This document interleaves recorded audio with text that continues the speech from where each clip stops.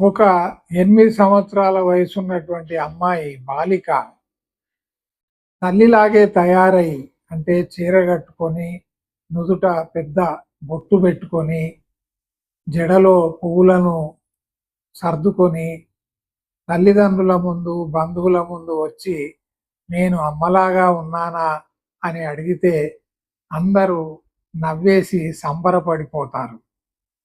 అదే అమ్మాయి 16 సంవత్సరాల వయస్సులో తల్లిదండ్రుల ముందుకొచ్చి తల దించుకొని నేను తల్లిని కాబోతున్నాను అని అన్నప్పుడు ఆ తల్లిదండ్రులు పడేటువంటి బాధ ఎవరూ వర్ణించలేరు.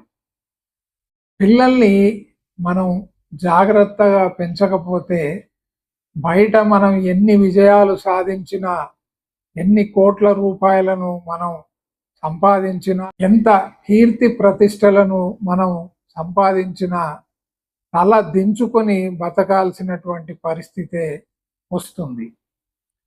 కాబట్టి తల్లిదండ్రులు ప్రతి దినము పిల్లలకి క్వాలిటీ టైం, మంచి సమయాన్ని ఇచ్చి వాళ్ళతో స్నేహితులుగా మెలిగితే వాళ్ళు మనసు విప్పి అన్నీ మనతో పంచుకునేటువంటి పరిస్థితి వస్తుంది.